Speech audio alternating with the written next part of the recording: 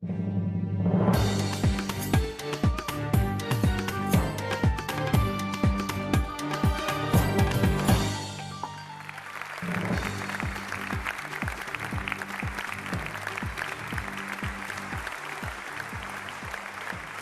and gentlemen, good evening and a very warm welcome to the latest in our series of Doha debates sponsored by the Qatar Foundation. Iran is now at the center of a growing international crisis over its nuclear intentions. Its move to restart uranium enrichment is seen by the US as a step on the way to a nuclear weapon. But the Iranian government says its nuclear program is exclusively peaceful. Who's telling the truth, and can any of us know for sure? Our motion tonight is that this House believes Iran poses the greatest threat to stability in the region, and our panel reflects the wide divisions this issue has provoked.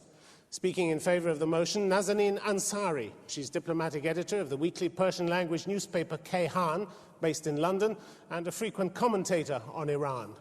With her is Dr. Mustafa Alani, Senior Advisor and Director of the Security and Terrorism Department at the Gulf Research Center in Dubai. He has both British and Iraqi citizenship. Against the motion, Michael Axworthy, former head of the Middle East Department at the British Foreign Office. He now teaches Middle East history at Exeter University, and his biography of the Persian monarch Nader Shah is about to hit the bookstands. And with him is Sadegh Zibakalam. He's professor of political science at Tehran University, formerly a political activist. He spent several years in jail for protesting against the Shah's regime. He's the author of several books on Iran and the Islamic Revolution. Ladies and gentlemen, our panel.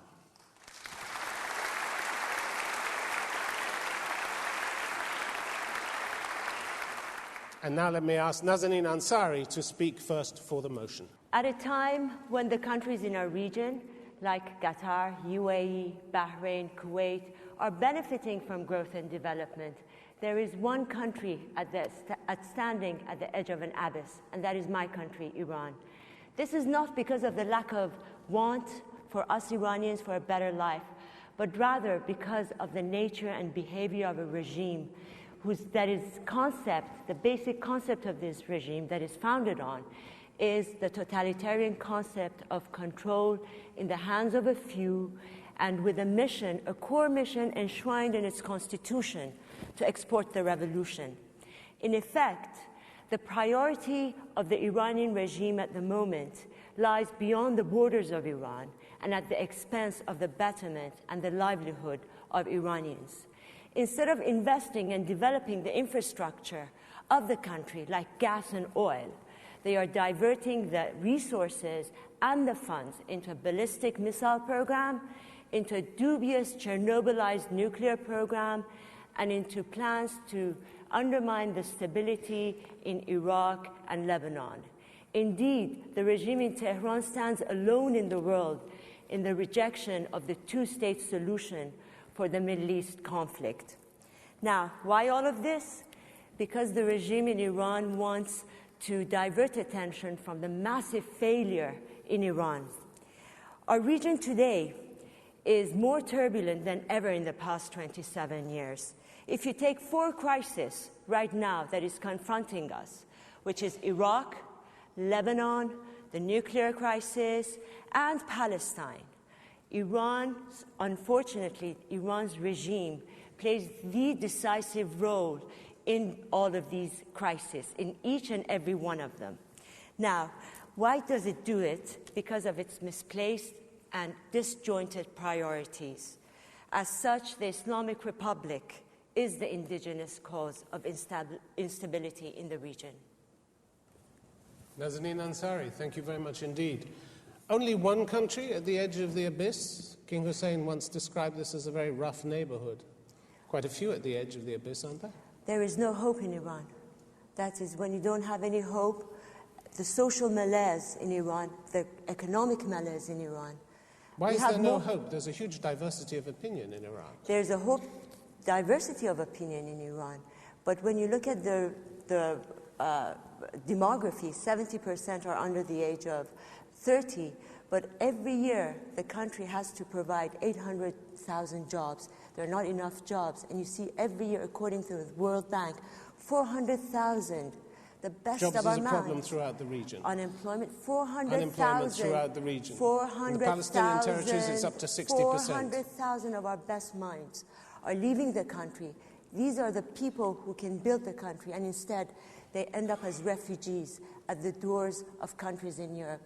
You paint Iran as the major threat in the region. Yes. Isn't the problem that nobody knows quite where Iran is going, what its intentions are, what its nuclear program is for? There's a lot of doubt. That doesn't make it the biggest threat in the region, does it? Just because there are a lot of doubts about it. In these four crises that I mentioned, Iraq, Lebanon, Palestine... What's its problem in Iraq, for instance? It's getting on very well with the new government there. They've just loaned them a huge sum of money. It is not every day there is a deep division between even the Iraqi Shiites and... But they've just loaned them a huge sum of money. They're getting on very well, government to government, putting the past behind them. But there is still the indigenous forces of instability operating in Iraq. There is no hope, even for the Iraqis inside, about having possibly a better government, a better state of economy within the next year or two. So, and who is benefiting from that?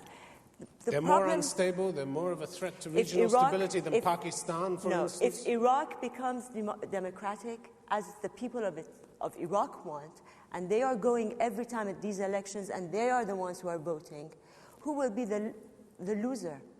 When the people of Iran in this slot, to label it as the major threat, you need more than rumor, hearsay, uncertainties and doubts. It is not rumor, which is what you've given us so far. It is not rumor, and it's not hearsay. All right, Nazanin Ansari, thank you very much indeed. Thank you. And now let me call on Michael Axworthy, please, to speak against the motion. Yeah. I do not agree that Iran is the greatest security threat in the region. The date for the end of the last period when Iran was a serious threat to her neighbours was June 1747, when Nader Shah died. Iran is not an aggressive or expansionist power and has not been one for a very long time. I'm not an apologist for the current regime in Iran. It's a repressive regime. It's manipulated the system to stay in power, though there are other regimes in the region that are as bad or, if not worse. But Iran has not yet acquired a nuclear weapon and is several years away from doing so. I accept that there is a potential threat, but the gravity of it depends on how the problem is handled. And there are many other potential or actual threats in the region. Iraq, the Israeli-Palestinian problem, we've heard about some of them already. Pakistan, even doubts about Saudi Arabia. Perhaps above all, the threat of a narrow, distorted form of Islam that encourages hatred and violence, whether under the heading of Al-Qaeda or not. Ironically, the recent most major threats to stability in the region, Saddam and Al-Qaeda, were partially created by US and Western efforts to contain the perceived dangers of Iranian influence. In the end, the West had to accept Iranian influence in both Iraq and Afghanistan and work with it. The lesson from this is that problems around Iran are better addressed this way rather than confrontation or containment. We should apply that lesson to the nuclear dispute and handle it pragmatically, as is being done with North Korea. The nuclear problem is a potential rather than an actual threat now, but it will turn into a real threat if the West and Iran handle it confrontationally.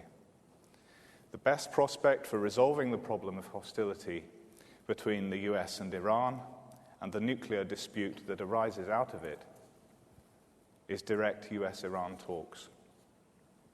More widely, it would do no harm in the wider relationship between the West and the Islamic world for the US to be seen talking and negotiating with a major Muslim country about a problem rather than threatening or bombing it.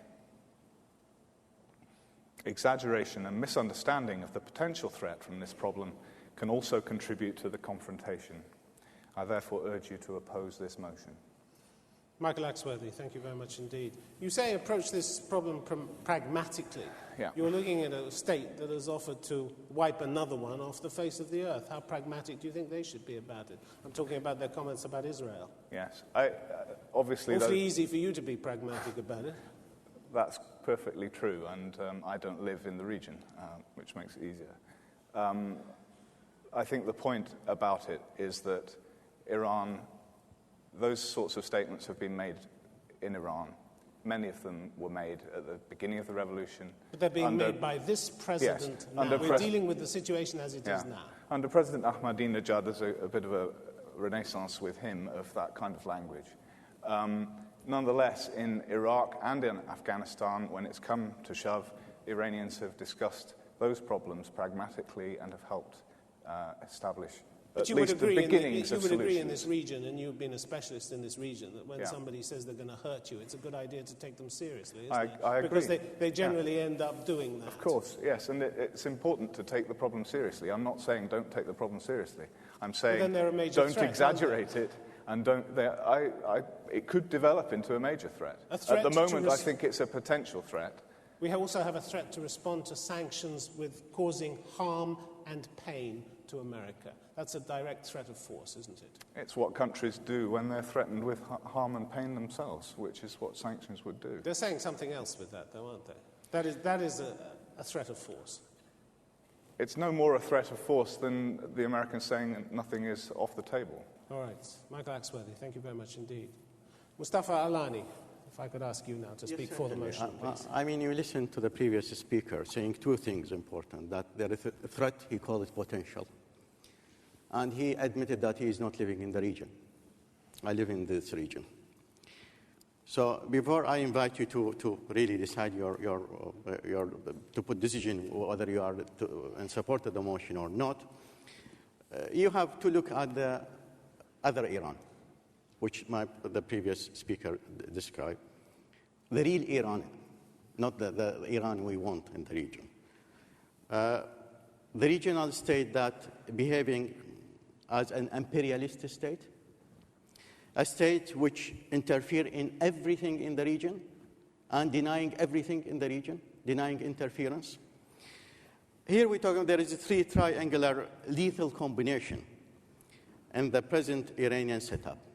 In extreme leadership, producing a lot of provocative rhetoric, vague and ambitious nuclear program, and interventionist strategy. Beside the huge and really unpredictable environmental risk involved in such program, Iran's nuclear program potentially poses the greatest threat to the security and stability of the region. What the world has discovered in 2003 about the nature of the Iranian nuclear program has shocked every one of us here in the region. If you look at the report of the international agency, if you look at the investigation in Abdul Qadir Khan, their requirement, basically, it's a nuclear weapon. So here we're talking about Iran represent for us in the region. I don't care what the American or what the Israeli think. I am living in this region. Iran is in an occupation state as far as the three islands occupied, and refused never to go to the International Court of Justice. Interventionist state as far as the situation in Iraq concerned. Our perception that Iran posed the greatest threat to the regional security is based on reality and actual facts.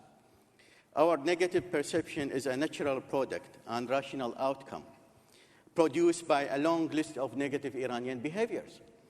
Iran cannot adopt an aggressive and expansionist and intimidating policy and at the same time talk about building trust and friendly brotherly relations. Iran has to make a choice and change attitude and behaviors accordingly. Iran cannot have both. You cannot claim friendship and trustworthy relation when you seek superiority over your neighbors. Iran once more underestimating our ability and our determination to defend ourselves and our interest and defend our survival here in the region. Iran really understand our silence as an agreement, understand our politeness as weakness. And I think I can tell the Iranian that do not indulge in self-deception. So therefore, I want your support in this motion. Thank you. Dr. Alani, thank you very much indeed. Your claims that the IAEA in Vienna has accused Iran of making a bomb simply aren't borne out by the facts. The latest report by the IAEA in this month, in March, says there is no evidence of any diversion to nuclear weapons. The agency has not seen indications of diversion of nuclear material to nuclear weapons or other nuclear explosive devices. Well, I remind you that the Iranian... So it simply isn't correct. No, it is correct, I tell you. No, this is exactly what they've said, Dr. Alani. Well, this is a quote. The Iranian program started in 1952. No one complained until 2003, when we discovered that the Iranian cheating. There is so many installations, they never been declared. And really, they've never been declared for a very simple reason. They are under obligation. But there's no accusation by the IAEA that Iran is making a nuclear weapon. It's simply not there. Hiding things, there is a justification for it. They may be incomplete in the information. Not at all. Because the report goes on to say, regrettably, however, after 3 years of intensive verification, there remain uncertainties with regard to both the scope and the nature of Iran's nuclear program. Uncertainties. That doesn't make them the biggest threat in the region, because there is no explanation for two major installations, nuclear installations. They are under obligation. Not fact. They are under obligation and not the conjecture. NPT. They are under obligation under the NPT to declare every activities in the country, and they hide these activities for 15 years. All right, Dr. Alani, thank you very much indeed.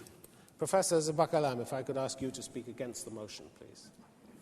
And I'm going to come to the audience straight afterwards for your questions, so please do have them ready. Bismillah ar-Rahman ar-Rahim. The name of God, the merciful, the compassionate. Iran has been accused of many things. Not only being a greatest threat in the region, but many other things. But when you look more carefully, you would see that behind all these accusations is the United States, first and foremost, and then the State of Israel.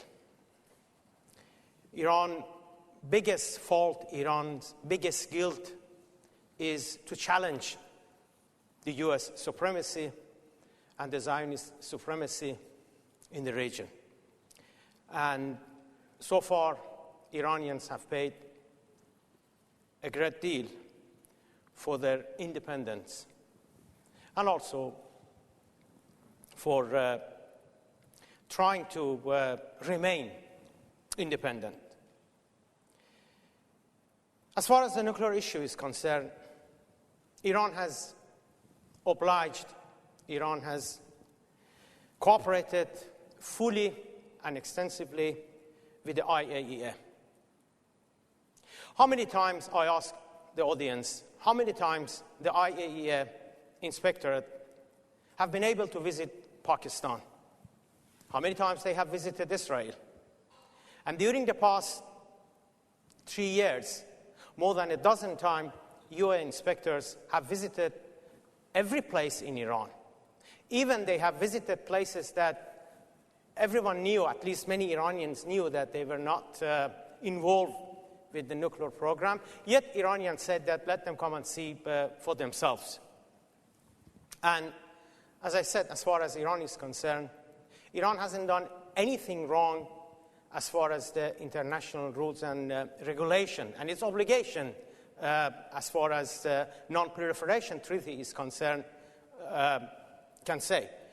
And all the reports so far that have been compiled by the IAEA does not prove, does not show, does not demonstrate that Iran is trying to have a nuclear weapon.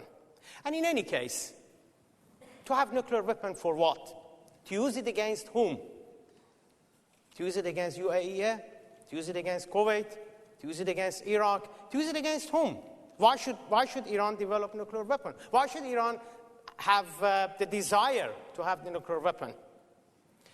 That's why I oppose the motion, and I ask the audience actually to vote against it. Professor Zabakalam, thank you very much indeed. You know very well that Iran hasn't cooperated fully with the international community, has it? In what sense, you mean? Well, they've repeatedly said in their reports, the IAEA, time and time again, they have not had full cooperation. In the latest report, they said that this is a matter of concern that continues to give rise to questions about the past and current direction of Iran's nuclear program. Why would the IAEA, which has fallen over backwards to give you time to comply fully and cooperate fully, why would it write things like that if you were cooperating fully? You haven't been. Well, it's not really the case, because IAEA have inspected, as I said, time and again, every place in Iran, as I said, even places that were not involved in they can't nuclear be constantly program. Inspecting everything 24 Obviously. hours a day, day after Yes, day. of course. You know perfectly yes, well of course. there are plenty of gaps in the system. What I'm trying to say is that according to none of the reports that have been complied so far, we cannot reach the conclusion that Iranian are definitely after making an atomic weapon. No, but you have lied and obfuscated the situation with regard to your nuclear program. That is clear and that is on the record. There have been misdemeanor, there have been some mistake. I agree. Some I lies. admit. Not mistakes, lies, haven't there? No, I don't think so. Well, your own ambassador at the United Nations, the former ambassador, he acknowledged there had been lies. He said, well, you pushed us into a corner, we had sanctions against us. What did you think we were going to do? But you see, when you are under the focus, and obviously some of your activities, some of your operations, and some of your dealings might be wrong. I agree with that. But as a whole, Iran has been cooperating with the IAEA so far, anyway. All right, Professor Zabakalam, thank you very much indeed. Now, a reminder of our motion that this House believes that Iran poses the greatest threat to stability in the region, and we have a lot of hands up. There's a gentleman in the third row there. We'll go to you first, please, sir. My question is to the arguers against the motion. Recently, Iran has threatened to pull out of the NPT. Doesn't that make it threatening the region, and does that make the whole states in the Gulf and the Middle East vulnerable? Iran has said that we have responded, we have obliged all our duties that we had as far as cooperating under the umbrella, under the threshold of NPT was concerned. However, if under the pressure of the United States, Iran would become sanctioned through the UN, then Iran doesn't see any reason why it should carry on cooperating with NPT.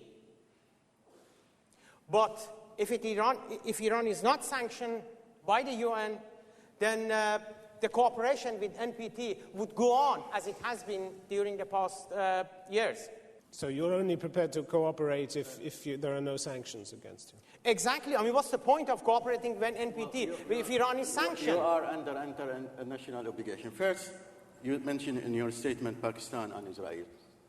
Pakistan and Israel never signed any agreement. They are not under international legal obligation. You are under legal obligation. This is the difference. Don't mix apple with oranges. And we have cooperated. No. And we have cooperated with the IAEA. You are not. You are not. You catch cheating. Yes, but Dr. Al-Baradi should say that we have not cooperated, the question of the Iranian nuclear issue never been an issue until we discover you are cheating. It is like Saddam Hussein scenario. And Saddam Hussein, all the Gulf support the disarmament of Iraq. Can we let him answer that, please? Have you anything more to say on that? Iran fundamentally has not cheated. Iran has fundamentally and basically cooperated under its obligation with IAEA. All right, we'll go to a question up there, please. Don't you think there is another country that threatens the region more than Iran? Do you want to take that? Yes, I tell you what. Certainly Israel is a major threat. But two wrong doesn't make one right. The Israeli nuclear power cannot be considered as a license for other countries to be nuclear as well. We should not accept this principle. Otherwise, we're going to start a very dangerous arms race in the nuclear weapon in the region. So the fact that, and the difference between Israel and Iran signed an international treaty saying they will never possess nuclear weapon. Israel, Pakistan, and India never signed. Okay, we'll take a question from the gentleman in the front row there. I have a question for against the motion. With regards to now, if Iran does not comply with UN regulations regarding the nukes, one. Two is rumors about Iran supporting the Shias in Iraq, and which is turning into more instability in Iraq. This would reflect badly on the economy of the region. Today, the GCC countries' economy is in a boom, and we feel if any retaliation from the US or the Western world against Iran in the near future would definitely create a huge impact over our economy. So this does concern us as GCC nationals or the Arab region. What's your question? The question is, against the motion, Iran does have a huge threat over GCC, and we would like to know why isn't Iran why wouldn't they like to comply with the UN regulations? Why don't we? I mean, we would like to live in peace for at least the next 10 years of our lives. We have been in wars for the last decade, the decade before, starting from Iran-Iraq war to the Gulf War, to the second Gulf War, and onward. Michael Axworthy. I think that what you're talking about is a very serious worry, and this concatenation of problems, of escalation of problems, of it having an effect on the economies, of other factors being drawn in. I mean, that is a concern, but that is the point I was making, that this problem needs to be gripped, and it needs to be taken seriously. But it needs to be taken realistically and without exaggeration. And what does that mean? Well, it means, I think it means the US and the Iranians talking directly, and not through other parties, not through But they're going to talk directly, aren't they, about Iraq? They're going to talk directly about Iraq, and that's very welcome. But it needs to address this issue too, I believe. But they have been doing it all this time. Iran. They have been doing it. Let her finish and then come back, please. Dr. Ziba Kalam, they have been talking all the time. It's the first time that the Islamic regime in Iran is publicizing it. Why is it publicizing it? You tell me. Well, as far as I know, and as far as the world knows, Iran and the United States has not been negotiating secretly. It would have been kept secret in Iran, but surely everyone would have known about it in Europe and in America, in other parts of the world. The reason why the Islamic regime has been reluctant to have direct negotiation with the United States, because the United States doesn't like to sit down and talk with Iranians on equal terms. United States likes to dictate. It's not just the United States, is it? It was Ayatollah Khomeini who said, don't talk to the United States. Exactly. There was a fatwa against talking to Why? the United States. Because United States is a habit of dictating to everyone else. All right. And Iran is the only country that wants to remain independent. All right, we're going to go to another question. The lady in the 6th row. My question is for those that are against the panel. I wanted to know what in the political internal situation of Iran makes you think that it represents a danger to the stability of the Middle East. Why are we asking all these kind of questions nowadays? Why is it taken as a threat when the countries in the region already have the atomic bomb, when Iran is only asking to have the atomic energy for civil use? Yes, there hasn't been a debate inside Iran, open debate inside Iran with the Iranian people about the implications. In how many countries in the world there is a public debate about the nuclear issue? They don't even allow the newspapers to have headlines, good doctor. Oh, come off it. What countries in the world people sit and talk about the nuclear issue and they vote for it and they take a referendum? It is the most important issue facing the Iranian nation at the moment. And the Iranian people are not being allowed to have information about the safety implications, about the economic implications. For God's sakes, good doctor, we are the world's third largest known oil reserves in the world.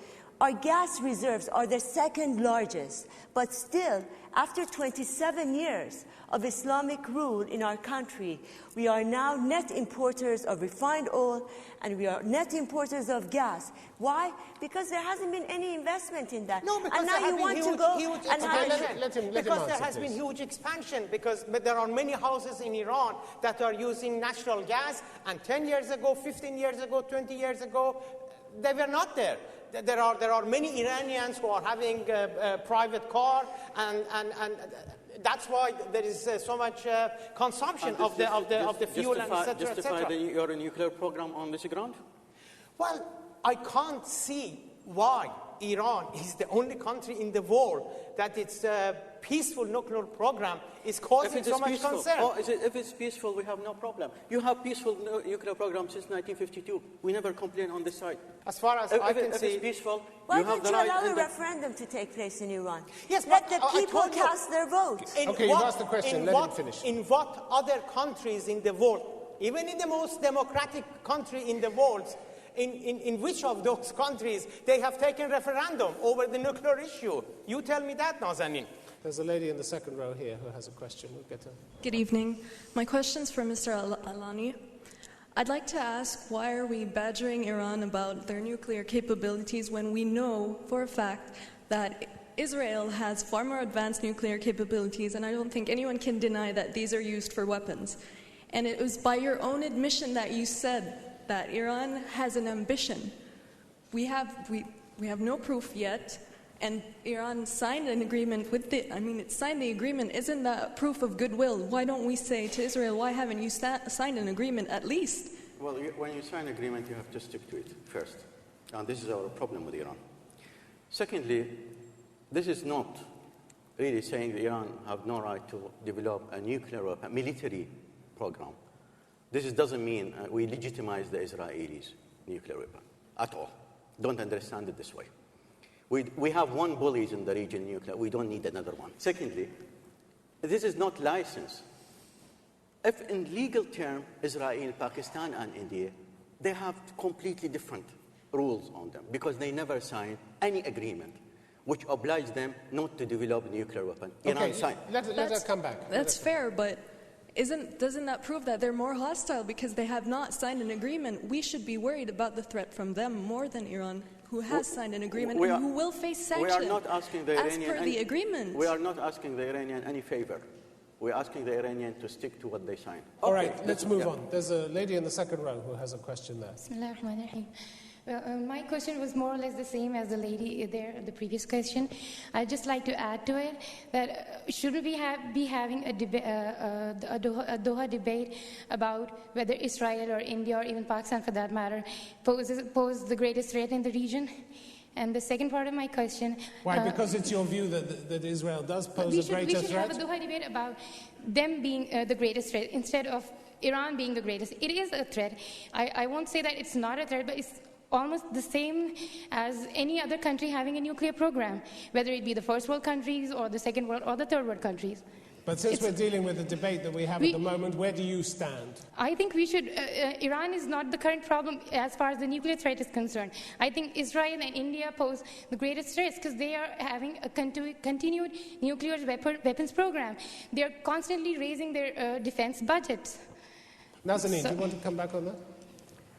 Well, as far as the difference between Israel and Iran are concerned, the thing is, at the moment, Iran needs to join the international community. It needs to be joining the World Trade Organization. To do that, it needs to have the trust and confidence of the international community so that its word can be taken. No one will accept Iran's word when it signs that agreement for the WTO. It needs inward investment.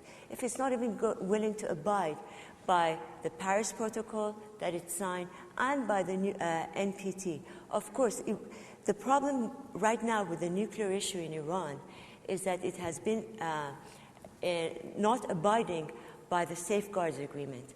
That is why it's at the UN Security Council. Let her come back. You're not entirely happy with that, are you? How should I put it?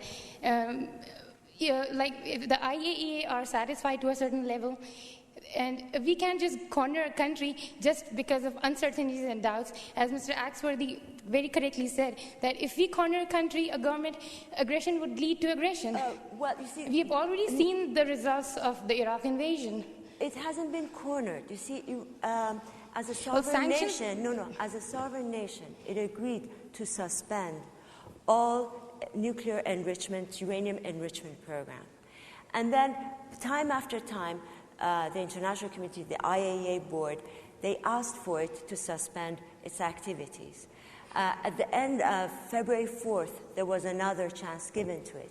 But it hasn't taken the chance. Now, I don't know, why is it playing such havoc with people's lives in Iran?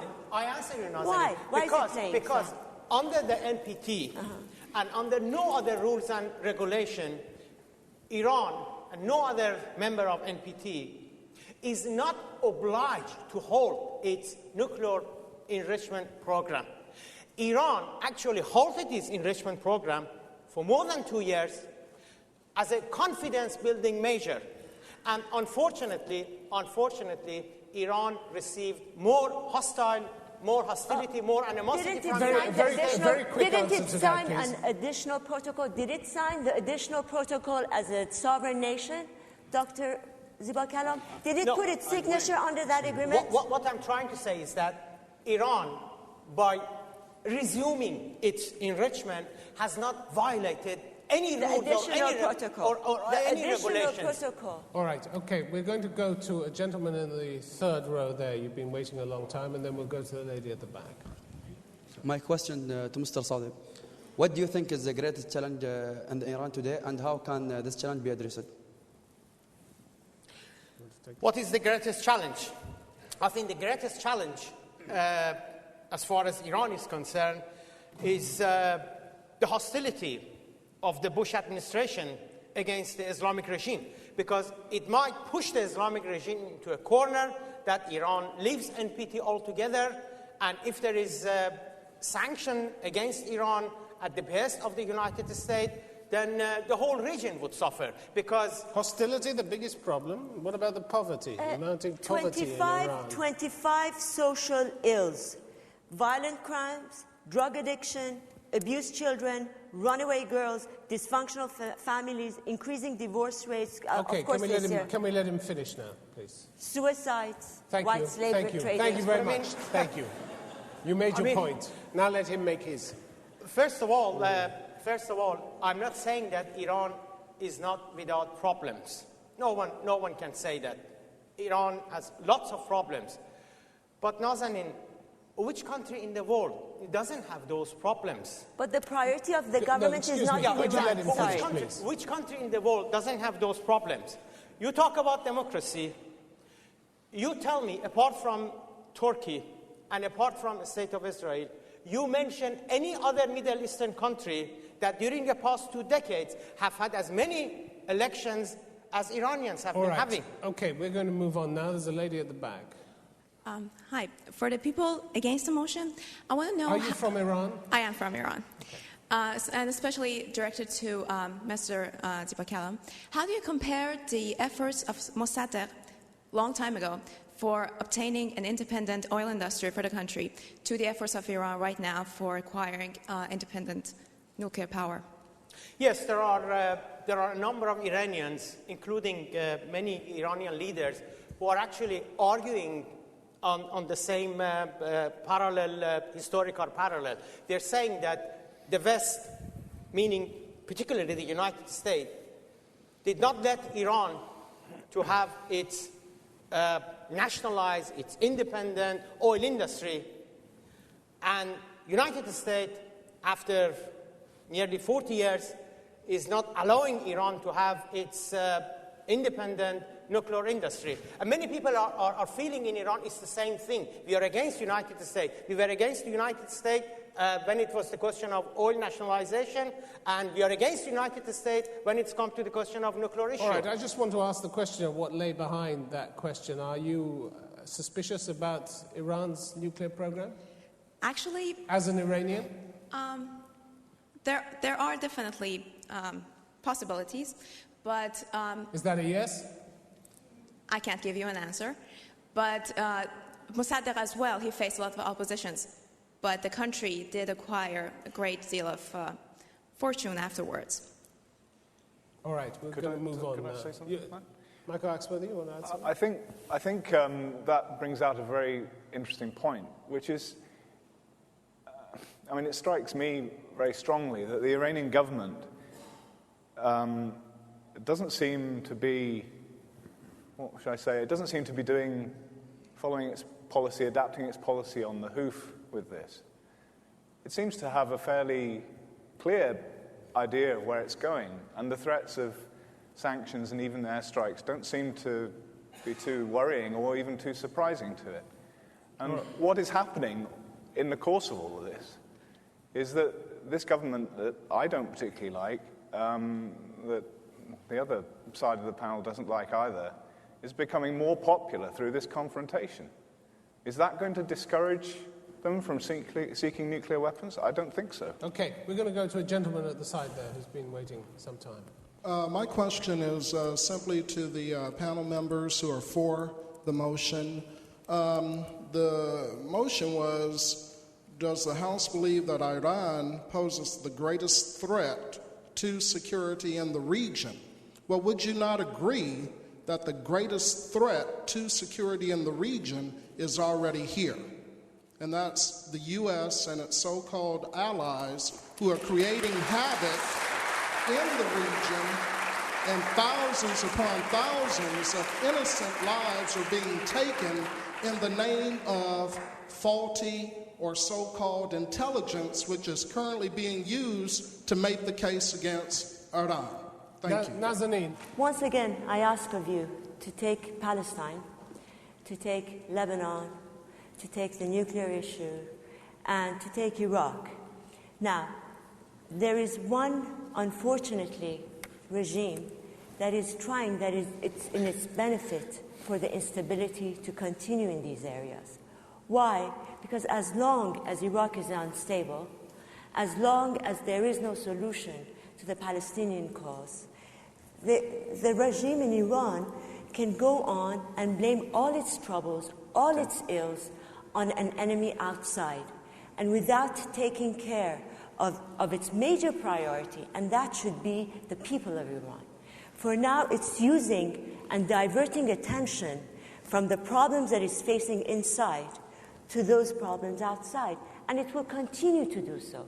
Do you not think that if there was a stable Iraq, that it would be to the benefit of the United States? Do you agree or not? Of course, because they could pull out their... Let him say whether he agrees, rather than you answer it for him. We talk about the stability of Iraq, but prior to this invasion, Iraq was somewhat stable.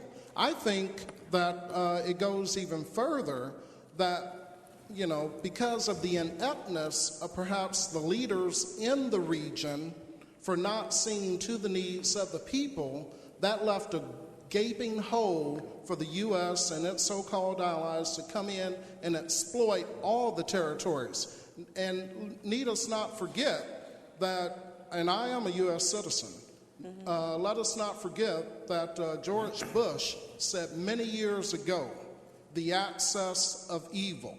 That included 2 out of the 3 countries he mentioned right here in this region. Okay, I want to let Michael Axworthy come in for a moment, then we're going to move on. We've been talking about Iraq. It strikes me, and I know a number of other people think the same way, that the position of the UK and the US forces in Iraq, delicate though it is, would have been quite impossible if the Iraqi Shias had seriously disputed their presence. Now, if Iran is fishing in these troubled waters so energetically and has got such influence with the Iraqi Shias and is so hell-bent on making trouble for the United States and the UK, why has that not happened 2 years ago? How come they're still there? I believe that if Iran had really had that influence and had really wanted to get the US and the UK out of Iraq. It could have done so within That a is year of the invasion. Very good question. Very good question. And a very brief answer, yes, please. It shows the resolve of the Iraqi people for democracy, that despite all these bombings, they go and vote in that election because they have hope. And that's a good answer. But then yes. Iran's influence with the Iraqi Shias is not what it's been claimed to be. All right, we've come to that point in the proceedings where we're going to vote on the motion that Iran poses the greatest threat to security in the region. Would you take the voting devices, please? If you want to vote for the motion, will you press the yellow button, button 1? If you want to vote against, will you press button 2, the red button? And would you do that now? And we should have the result very shortly. Here we have the result coming up on the screen. 36.3% for the motion, 63.7% against.